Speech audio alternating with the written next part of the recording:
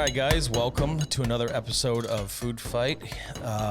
This is Chef Joe. We got Chef Roth, Chris Roth, in the studio today. Yes, sir. Of course. So, if you guys haven't joined us in the first episode, we're just two local chefs here in Rochester that have different point of views, same goals, same ambitions, and we're here to talk about the restaurant industry and everything involved with it, from the food to the staff to the environment to how it affects you socially, emotionally, those kind of things, right? Yeah, relationships and... Oh, yeah, the good stuff. The good stuff. The good stuff. So we'll start off today. A couple things I wanted to talk about that I thought was kind of important. Last episode, we kind of gave a background of who we were, what we did, and, moving forward, I feel like there's still a lot to learn and know about us, so that way you kind of get an understanding. And I think a lot of it has to do with our social lives, like what we do outside of work, on our free time, our relationships, kind of boring stuff, but kind of interesting things as well. Yeah, not your typical 9 to 5 job. Yeah, and 9 to 5. Going out for dinner and it's meeting funny. friends. My brother posted a snap of his hours this week. It was like 50 hours and like 0.1 or whatever, and I was like, that's cute. I'm like, I remember when I used to work part-time jobs like that, like 50 hours, like, what's up, man? He didn't, of course, respond, because I don't think he likes that. He thought he was working hard, which I'm sure he is. Yeah. But shoot, I don't remember working less than 50 hours in probably the last 15 years of my life. That's a constant. Yeah, right? At least 50, really. And the worst part about the industry is, like, you're literally working like all business hours. So, like, you're not working like the normal 8 to 5 and have the availability to do things. It's like you're working, I don't know, like, take for me, I go in around 10 or 11 and I stay till around 10. It's like you're busy while the world moves on. Banks, businesses, bills, all that stuff. So days off are kind of consumed by taking care of adult things, which sucks because most people can handle those in their normal, Monday through Friday deal. Yeah, you need those 2 days off. One is to recuperate from the week. Oh, yeah. And then 2 is to take care of everything that you got to take care of, pay bills and everything. I'm not embarrassed. I'm 37 years old, man. I really enjoy a day where I can get a nap in. It's like, I don't think I'm ever going to get tired of that shit. Like, I did yesterday. See, exactly. You could have lunch and then just crash for a couple hours and then keep going. It's like your body is destroyed by, Sunday, Monday. Well, that's our days off, right? Yeah, usually Friday and Saturdays take a good toll. Yeah, absolutely. Friday and Saturday is like, it tests you as a human being. It's like, oh, you thought you were tired already? It's like, well, how about we put the 2 busiest days at the end of the week and see if you can handle it? And normally I crumble. Yeah. By Saturday night, no one wants to be around me, or like they're on eggshells, man, watching out for me because they're like, oh shit, Chef's going to yell at me. Watch out, here he comes. I didn't say heard Chef loud enough. You never know what it could be. So, yeah, I mean, like, social lives, I mean, man, we hang out sometimes. We go out to brunch, get the families together, do those things. But, like, it requires a lot of planning. You know what I mean? There's weeks where we'll mess up and it's like, yeah, let's do this. Let's hang out. And it's all of a sudden, it's like, yeah, it sounds good. And it's like, oh, I forgot I have this video shoot. Oh, I got to do this. Oh, I got to go to the club. I got to do this, Pop-up party or something like that. Yeah, it's always something, man. It's very tough. It's like the weather in Rochester. It's just unpredictable. Like, as much as you want to plan for it, you never know. It can shit on you in a second. You know what I mean? Yeah. And I think the hardest part about that is making plans with the family. Especially my kid, man. When I tell him, hey, I'm off on Sunday or Monday or Tuesday, he's looking forward to that. And that's all he's looking forward to. And then I may have something that comes up and I say, I'm sorry, buddy, I got to go to this. And he's like, well, what time you coming home? And it's like the most disappointing thing in the world. And it's like a dagger in your heart. Yeah. It really is. And it's hard to, it's very difficult to balance that. Yeah, my son's about to turn 5 here in 2 months. And, for the last year, it's definitely been more of an eye-opening experience for me leaving every day because he definitely, like, senses me leaving. He doesn't know when I'm going to come back. And, all those things. It's just like, are you going to be here tonight? Are you going to be here tomorrow? When is your day off? And it's like, it sucks because you're balancing, like, self-health, providing for the family, trying to keep relationships together, trying to keep a business going. And it's like there's not enough days or hours in a week. And, spending time with the family is mostly important. I mean, they got to be priority. Definitely. That's a must. I don't know about you, but, like, we can talk about how people meet each other in this industry because we all know that, like, we work a lot of hours and we don't have a lot of time to get exposure to new people. Yeah. You know what I mean? Absolutely. It's like if you're going to date somebody or find somebody, it's like you hope that you work in a large enough establishment where there's, like, more to pick from because it's like you feel like everyone's already dated who or dated this person, and it's just like, holy shit, man. It's like, what's left, Like, I met my current fiance at a place I used to work. She was a banquet captain. Yeah. And I was the sous chef. And, we started off as friends. I mean, like everyone does for like a year or so. And then one thing led to another. And then we ended up dating and having an amazing child. And I can't imagine not having her in my life. But, that goes back to lots of failed relationships, right? I mean, I must have had a dozen failed relationships where it's like people that aren't in the industry don't really get the hours, the dedication, the drive. And it sets us up for like a lot of arguments, a lot of defending, a lot of just complications, right? Yeah, I did the opposite. I stayed away from the ones who were not in the industry, to be honest with you, because I knew that they were never going to understand it. Yeah, I wasn't that smart. I was too naive. I didn't want to believe it. I was hoping that like I see all my friends out there meeting all these new people at bars or restaurants, wherever you meet people anymore. But you see them and they're all happy. They all get weekends off. They get to do this. They get to do that. And you're like, oh, there's hope for me. Maybe I can get a job where I can have that. And it's like, I don't know what like reality I thought I was living in, but it definitely wasn't the case. So that's cool. So you obviously were smart enough to stay away from that part of it. And I was the one too naive to admit that I couldn't have like a normal type of relationship with a normal person that works like a 9 to 5. Yeah, and I will tell you, it definitely makes it easier. And I'm sure a lot of chefs out there that are listening would agree with us that nobody really understands the restaurant business unless you're in it. True story. And you don't understand the hours. Probably dating a chef. I don't know if you have a regular 9 to 5 and you're dating a chef, I'm sure you want to go to the restaurant and hang out, and you can spend time with them at the restaurant, but that's not always realistic. No, I'm very fortunate to be in a position I am today. The last 3 years of having Nosh and everything else, like my fiance comes in, she works 2 days a week with me. She's a server, and my son gets to come in whenever he wants and run around and harass everyone and beg for a pizza, and the bartenders are giving him, like cherries and oranges and keeping him busy. And yeah, I get that luxury now, but we're talking, I'm 22, 23 years into this industry, man. Like we're talking like 1%, you know what I mean? It's like, I don't know. It's a lot different. It's hard to maintain those relationships with people when they don't understand, like you said, unless they're in it. And I think that like, for me, like my fiance is like my everything. She has been like my rock throughout all this. Like I give her 100% credit. I take away everything that I've done and give it to her because the opportunity that she's given me by supporting me. And I have to give my wife that credit too. I mean, she is so supportive of everything that I do, and working late nights and working early mornings. I've got a breakfast party that I have to be there for. Granted, I have a fantastic team that allows me to have a better balance of life now, but it took time to build that. And, it took me 20 years to get Sundays off. Right. Like those things don't just come. So when somebody comes to me and says, Chef, I want a job, but I have to have every Sunday off. I'm like, well, I mean, those are one of those things that is earned and not just given. Absolutely. And it's hard because some people have religious views that they need to have those Sundays off, and I get it, but it's hard for me to understand because I didn't grow up that way. I wasn't raised that way to have a specific day off that I could do something. I mean, those were all privileges, man. We grew up like, if you had the Sunday off, like you had to spend it with the family, have dinner. It's like, that was like a privilege. It wasn't like a guarantee. Nobody expected that. Yeah. You know what I mean? It's like that goes into like the whole family life thing, man. It's like, my parents growing up when I was doing this weren't probably the proudest about it. Like they see me sacrifice like hours and hours and hours. And holidays? Holidays, what are those? Yeah. Holidays are like what you can work around before or after you're done with your shift. Christmas is one of those ones that you pretty much almost could finagle a half a day with the family or the morning time or an entire day, but like Thanksgiving and everything if you're else. lucky. If you're lucky, yeah.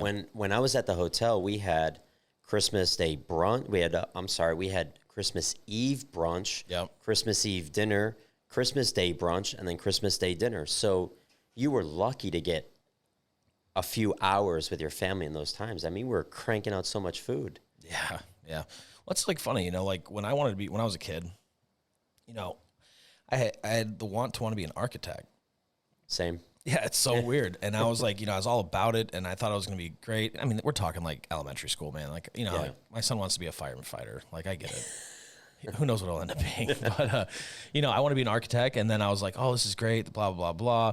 And then you grow up, and then you're like, oh, okay, I want to do like something else. And, I wanted to then possibly go in the military. Like, I spent my high school career prepping myself for college and, getting ready to, get my grades on point, getting all my prerequisites. And, when it came down to the time of it, I was just like, man, I don't know if college is the right choice for me. My grandparents told me, like, listen, you graduated, like, we'll pay for tuition for your college for wherever you can get accepted and this and that. And I was like, oh, it's beautiful. I was like, I'll wait a year and do it. And they're like, well, no, you'll go now right out of high school or we're not going to pay for it.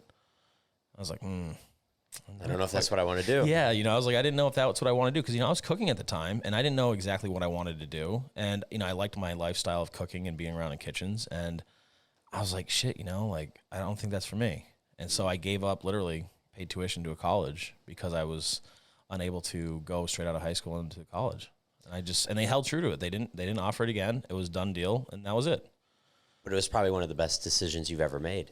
Absolutely. I mean, I considered a lot of things. At the time, I was a little bit lost, like family pressuring you to do something bigger with your life, instead of just being a cook. And then it's like, I tested really high in the ASVABs for the military. So the Army approached me back then. And at that time, they're giving away $45,000 sign-on bonuses. And so I was like, well, shit, let me talk to the recruiter. And my dad was military, obviously 37 years in the Army. So he was super proud because, he tested really high. He got offered scholarships. Like he was kind of the same person. And, I sat down, did all the stuff, and I was like, okay, I'm 3 weeks away from going to MEPS to kind of sign up and go. I was going to go in as a field medic so I can take some skills outside of it after it was done. Combat medic, sorry. And I got cold feet, and I said, well, fuck it. I'm going to stay in Tucson. I'm just going to cook and smoke weed and hang out with chicks and just keep up my rock star lifestyle. I was like, whatever. I thought it was something, which it wasn't. Looking back, I wasn't shit, but whatever. You are a rock star, man. Yeah, right. So literally, I said, fuck it. I'm going to work in a kitchen. I just said, you know what? I'm just going to keep focused. And after that point, I think that was like the point where my parents and my family was like, what the fuck is this guy doing, dude? Like, he's giving up college. He didn't go in the military. He tested so high. He's working all these hours. He's never around for the holidays. It's like, I'm sleeping during the day, working all night. And would you agree that when you go to your parents, and this is for everyone, saying, I want to be a chef is like saying, I want to be in a rock band? I think they're looking at it the same way. Well, I mean, back then I think so. Now the food industry has been so exploited by the Food Network and the Cooking Channel and, all the rock star celebrity chefs. It's a whole different ball game. The perception of chefs is a lot different. I mean, back then we were kind of just, I wasn't in the era like Anthony Bourdain where they were like all just misfit, like ex-felons, drug addicts. I mean, there was still a lot of those, but there were some decent human beings coming into the industry at that point that were kind of like turning the corner. But I definitely took part in that era where it was like, you didn't know like who was on your line with you. You'd be like, oh, you did 10 years. Oh, for what? Yeah. Like, oh, stabbing somebody. Great. And he has a knife. But he's got your back at the end of the day now. Yeah, exactly. So. But then when you leave work and you're, hanging out with him, drinking beers, you're like, wow, this is kind of cool. This guy's got my back. Like, I feel untouchable. You know what I mean? And he teaches you about, like, he'll teach you about life. Life, man. He'll teach you shit you don't want to know. Yeah, exactly. That you don't ever want to experience, but you learned about it. It's cool in theory. Yeah, it's cool in just the story portion of it. Living that shit in real life is like, no, thanks, man. But no, that goes back to like the family, man. It was like a disappointment kind of, but they still supported me. They knew it made me happy. They seen the frustration of me trying to struggle to become somebody in this industry. And I think that's what like holds back a lot of families from supporting it because the kitchen industry or the restaurant industry is very tough. It's a lot of donation of time and sacrifice of events. And, you don't see the results very quickly. I mean, Chris, you've been doing it for what, 20 something years? Yep. I'm 23 years. And it's like, dude, like we weren't always like this. If this is anything, it's still milestones ahead of where we were. Yeah. 10 years ago, if we were sitting down talking into this, studio, we'd be like laughing about like, we got a lot of work to do. Exactly. And now I think where we are now is like, we have more work to do on a different level, and which is really cool. But yeah, family, man, it's tough. You miss brothers' birthdays, siblings' birthdays, Christmases. And it's like, people don't realize this when they go to eat at your restaurant, like what the staff goes through just on a regular day-to-day lifestyle that really affects it. And it's like they go there and they want to have their steak, they want to have their lobster, and it's like they don't realize that, hey, the guy cooking there probably gave up his kid's first birthday to be there that night, to be on the line. Yeah. And it's like, that should be taken into account when they're paying the price they're paying, when they're taking into consideration, like leaving a bad Yelp review. We'll get to that shit later on. Yeah. But I think that, people don't understand the whole ins and outs of what it takes to do this. And I think it's important they kind of find out, it's important because like me, being naive to something and then finding out the details, like, oh shit, like maybe I should have been a little bit more considerate about my emotions or my feelings towards it if I knew the whole story. That's happened plenty of times. Sometimes you just react without knowing. Absolutely. Yeah. It doesn't make you a bad human being. It just, it should open your eyes to where you just kind of want to focus on that the next time, Yeah, if you see somebody down, maybe or making a mistake, maybe they've got a lot going on. Maybe to your point, they missed their kid's birthday or nephew's birthday, and you don't know that. Yeah, it happened to me 2 weeks ago. My fry guy, he called me that day. It was his daughter's birthday. He's like, hey, can I have it off? And I was like, oh, man, like, I want to do it. But I was like, I really need you there that day because I'm shorthanded, blah, blah, blah, whatever I needed. You know what I mean? I felt guilty for it because you feel bad. Yeah. Because you want to be like, you want to feel for them and always kind of negotiate and kind of compromise. And I was like, look, I said, I can't give you today off, but how about you make up the day next week and I'll plan coverage and you can have it off. And he's like, oh, that's good because my son's birthday is the next Thursday. I said, you got it off. Yeah. So it's like he had to miss one to get to the other. And it's like, that's tough, man, because we all did that. You know what I mean? How many birthdays I lost out on, like, for family, friends, whatever. It doesn't matter. And to all the cooks that are listening, it's important that you communicate these things because there's always the ability to negotiate time off. Absolutely. If you need 3 or 4 days off and you don't necessarily need the first day because you're going out of town in late afternoon, maybe you can cover the morning shift for a few hours to help balance the rest of the team. And hey guys, for all my Nosh and OPG employees, if you guys need time off, please see Chris Roth. He seems to have the answer for this shit. I'm going to say no ahead of time, but he might be more willing to help you guys out. I got your back, guys. See, there you go.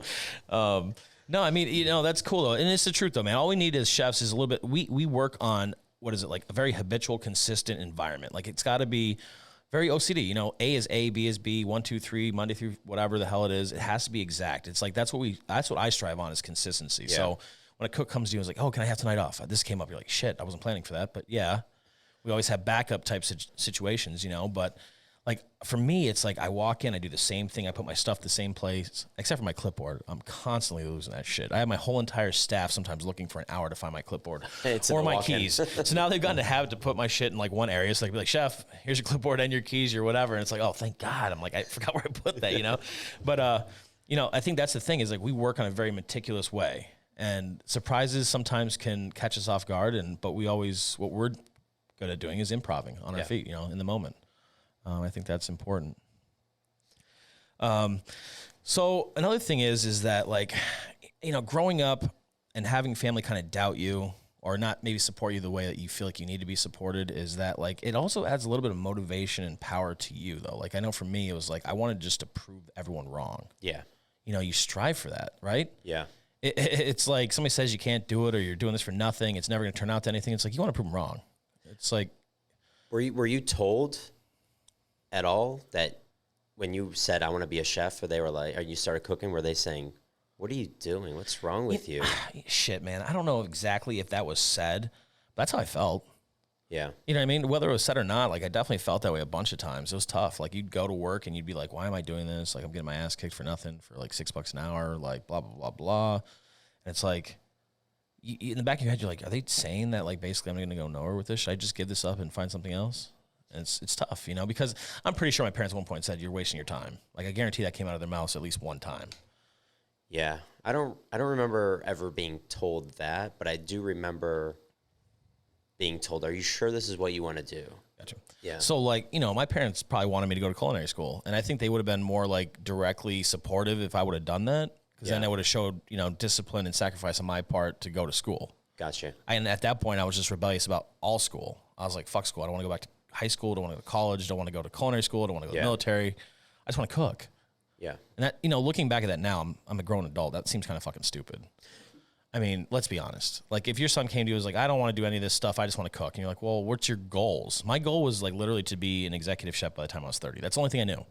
Yeah. I put a timeline to something that was so unrealistic. I was like, yeah, by 30, I want to be an executive chef.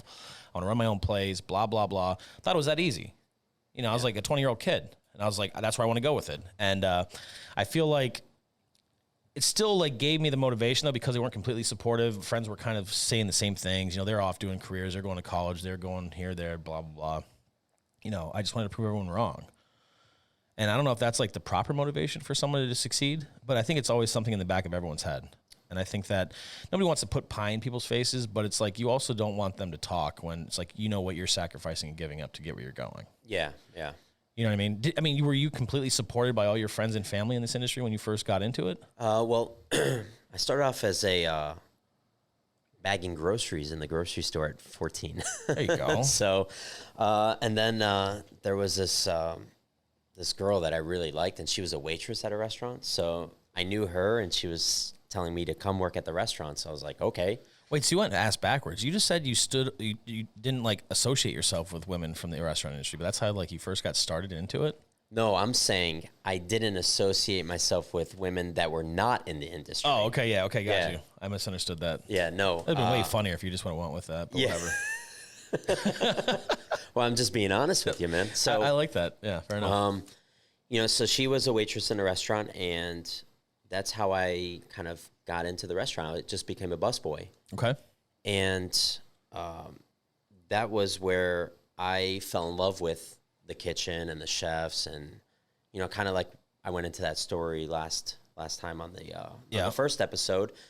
But my parents were always the ones that were saying, "Listen, whatever you're gonna do, just be the best at it. If you want to be a mechanic, be a mechanic. Nothing wrong with mechanics or anything like that, but that's just an example. If you want to be a street sweeper, be the best one there is. Be the best that you can be, and apply yourself as much as you can, and set goals." I think that's solid parental advice right there. I think that's the truth, though. And that's kind of what gave me that motivation to say, okay, if I'm going to be a chef, and that's kind of where I started working for the French chef in Florida, Eric, who I still keep in touch to this day.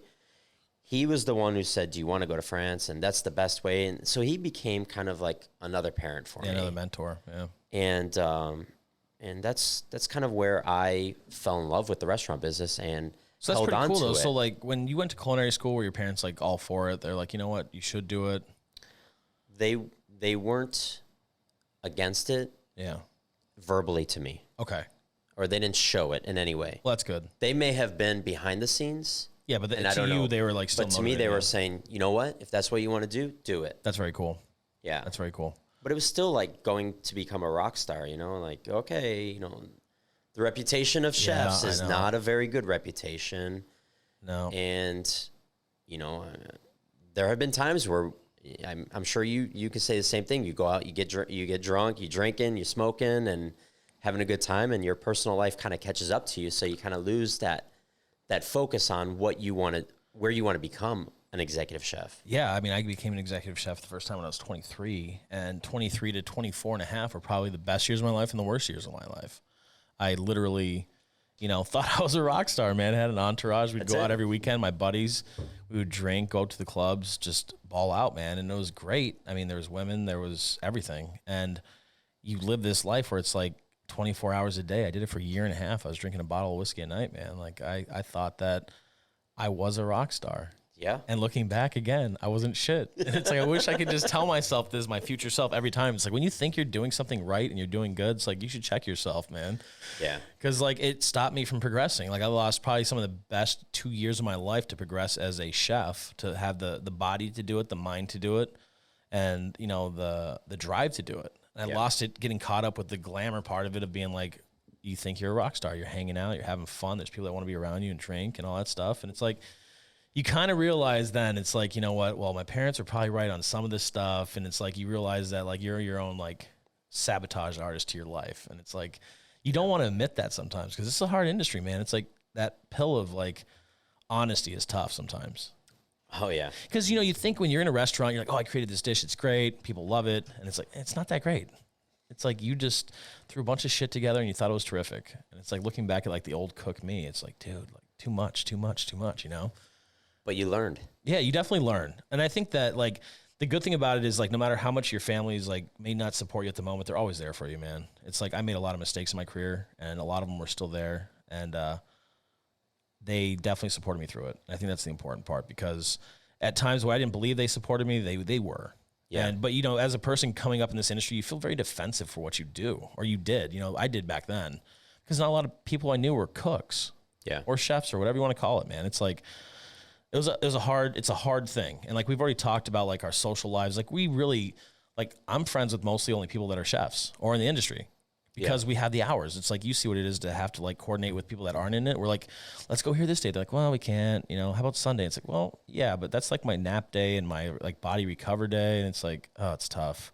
You know, it's like having friends that are outside of the industry are really tough, because the hours, the demand, and like how, you know, the availability just isn't there.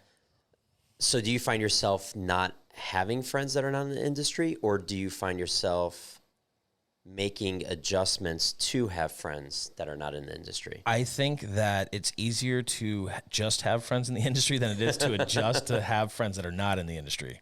Am I wrong? I mean, like I can think about like my top friends that I have, like literally they're cooks, they're servers, they're whatever. Like they have the same hours. It's hard for people like us to be mingling with the 9-to-5ers. It's just really tough. By the time they're getting ready to go to bed is when we're getting out of work, relaxing and eating our dinner at 11 p.m. Yeah. It's tough. You know what I mean? Like, it really is. They're sleeping by then. It's like, how many times I called you at 11 o'clock and I'm like, oh shit, I forgot you're awake. You know what I mean? Like, my bad. Like, it's 11 o'clock. Yeah. It's different. Well, I know I could text you at midnight and you'll answer. Yeah, absolutely. And 5 o'clock in the morning and I'll answer. It's like, it works both ways. Like, I go to bed at like 1, I wake up at 5 or 6. It's just, there's no time, man. There's not enough time just wasted sleeping. That's what naps are for on Sunday. But it goes back to the difficulty of having a relationship with these hours. And you know, if you're not in the industry, it's hard to understand, but we want to make it so everyone does understand that we are normal guys. Well, you know, we like to have a good time. You know, you could probably go through your entire staff just like I can, and you can tell who's having problems at home and who isn't. You know when their head's in it and when their head's not in it. And a lot of times it's because, why are you working so much? Why are your hours so late? How come you don't have this day off? How are, you know, like these are things that you can sense from your staff, but also the stuff that you deal with as yourself. You know what I mean? Like I dealt with that for a long period of time, and it failed miserably. And that's what leads back to my fiance and meeting her, and her supportiveness is like really the only point that I can look back in my career and realize that was the turning point. And that's what maybe refocused you? Oh, absolutely. I think for the first time when somebody's like, hey, why aren't you home? It's 9 o'clock. Instead, it's like, you know what? When you're done, you're done. Yeah. Just worry about work, worry about being the best cook you can be. Yeah. And, you know, keep going with it. And it's like, wait a minute, so you're not going to get mad at me because I'm like out till 10 working? Like, no, I know what it's about. I've seen it. I've done it. It's like, okay. You know, you kind of get lost. You feel uncomfortable at first. You're like, is this a setup? Like, is she going to fucking yell at me, dude? Like, what's going on? Wait you know a second here. But then it's like, wow, wait a minute, you're supporting me. Like, this is what it's like to be a chef and have support, being like, I have the house. Like, I have this down. I'll make sure everything's taken care of. There'll be food for you. There'll be, you know, a clean place to come home to, type of thing. We can hang out on your days off if you want to. If not, you can sleep. It's like you wake up and you're like, holy shit. Like, you almost feel like a pharaoh or a king. You're just like, really? This is what it's about? Like, I've been dealing with this bullshit for 18 years of my life, and it's like all of a sudden I meet the right one.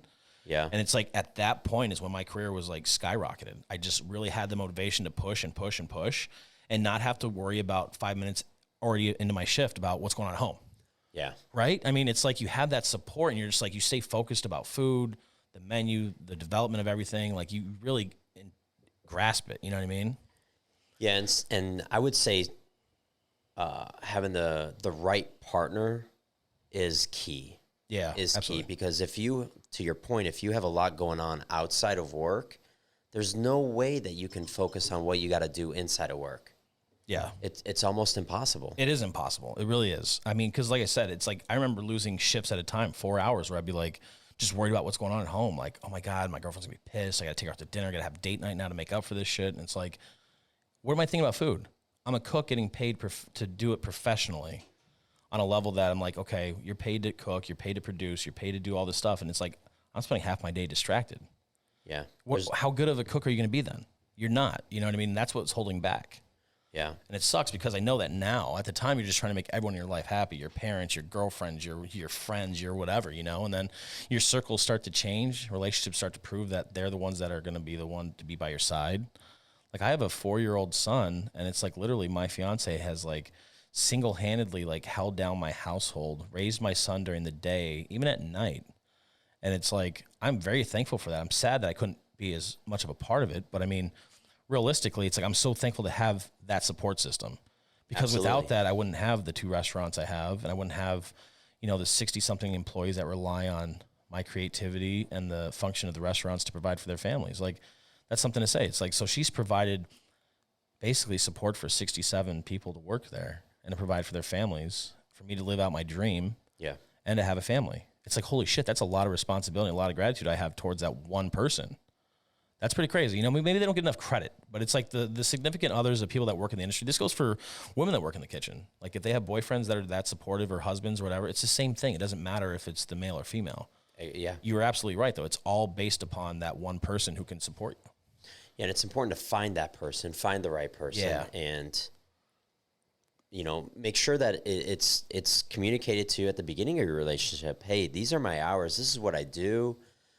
I need you to be supportive from the beginning, because if you're not now, you never will be.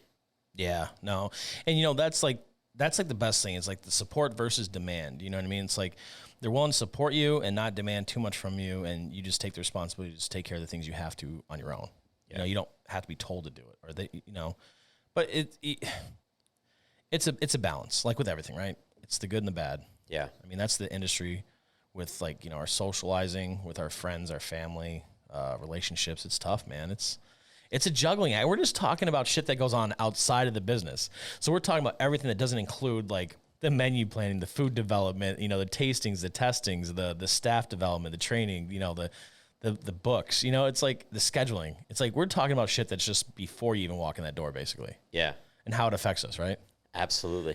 It's like, it's kind of cool to talk about it, because you don't even sit down sometimes and realize yourself, like, what it all takes, right? I mean, it's like you have these moments where you're just like, you forget. I get caught up. I forget what I do sometimes. And sitting and talking about it, you're like, shit, man, it's like, there's a lot of moving parts. A lot of moving parts. Right. Every day. Right. And you're in multiple locations too, so. Yeah, push, pull, dragged, man. Plus, we have a farm. Yeah. You know what I mean? It's like we got a farm we do, and then it's like, now we're doing a podcast. Like, we're trying to fill up every minute of our lives, I guess, to talk about food and live it. Yeah. But I think that's the difference between, like, a normal cook and chefs who want to go somewhere, right? Like, we're sitting here today talking about, like, everything that we do to keep us going and progressing as people. It takes this amount of time and amount of things. Like, you got to diversify yourself. Yeah. It's like you got to shoot videos. You got to do content for social media. You got to do podcasts. You got to do, you know, just all these different things. It's like people don't get it. If you want to be on that level, you got to do this. You have to. It's not the same game anymore. Yeah. It's not just showing up to work, turning yourself on, and then punching out and turning yourself off. I mean, it's right. It's submerging yourself in the information 24 hours a day. Yeah. And you've got to live, breathe, sleep it. You have to. And what you put into it, I know this is very cliche, but what you put into it, you'll get out of it. And that is, it's the truth. I agree. I haven't seen very many people that have taken shortcuts that have made it to like a high level. I mean, I've seen them make it to a, you know, level where everyone's like, how the hell did they get that? Yeah. Like, they're not qualified to do that. You know, being judged by everyone. But, you know, it's different for everyone. But I think hard work and determination is going to always prevail. I mean, let's be honest, especially in this field. It's like you got to have a strong back and a strong will to keep it going. And you got to have the partner and the friends and the family to support it, man. And it takes years of training, too, you know, for all these things to happen. It takes years of training your family to kind of understand, your significant other to be there for you, your friends to understand why you got to always say no and them still invite you. You know, it's tough. It's like, because when they start to not invite you, you're like, shit, man, why don't you just invite me? We knew you were going to say no. It's like, well, fuck, you know, I just wanted the invite to say no to. It's like, yeah, you know, I'm working, but still like getting invited. I still want an invite, man. Like, what the hell? But, yeah, it's kind of funny, man. You know, I'm glad we're doing this podcast and we're talking about this, because I think there's a lot of information that we're giving to people that hopefully they can relate to. You know what I mean? Like, we know a lot of people in this industry. Yeah, and I think the biggest thing is we've experienced all this, and we want to try to help people that are not only in the industry but not in the industry to learn and grow and and understand and be the best that they can be, and maybe not waste some years like I did. Yeah. I mean, that's always our goal as chefs, man, is to try to trim off the years of waste. It's like for everyone. It's like as a cook, it's like, look, I did this by this point. I can teach you this in 1 hour, and you'll like obtain these skills that took me years to find and do. Hey. The short path to be like, hey, by the time you're this age, you should be doing this. You know what I mean? It's kind of weird. And it's a balance, because you get caught up in the lifestyle, and it'll grab you, and before you know it, that's 3 years that you were just partying, and you lost an opportunity to grow as a professional. Yeah. There's a lot of regret. I mean, everyone has the regrets in their career. I'm just glad that the families now are supportive. The significant others are supportive. I'm just glad that things that I once didn't have in my life has now become like the norm, and like that's a good feeling. And I think that's why like every day I can wake up and push harder, knowing that like I got good people around me, family that supports me, and, the drive to want to keep going. And that's one thing that, there's a lot of things that you and I have in common and we don't have in common. And that's kind of what makes us a unique pair. But one thing that we do have in common is that we have that support at home. Yeah, no, I agree with you, man. No matter what we do as chefs and what our mentality is, we do have that support, and that's hard to come by. And it's something that everyone should search for. It's very important for the success of you, is to have like a strong partner to back you up. Absolutely. Yep. Well, cool. I feel like we talked a lot about some of the socializing and everything else that we do as chefs, and kind of like our focus and how we get there, and the sacrifices we have to make. And, I'm happy about it. What about you, Chris? You got some more to add? Yeah, no, I think I'm sure we'll add a lot to this in future episodes, because this is something that's part of our life, our daily. So, but I think for the most part is to understand the lifestyle and the hours that we work. That's the hardest part right there.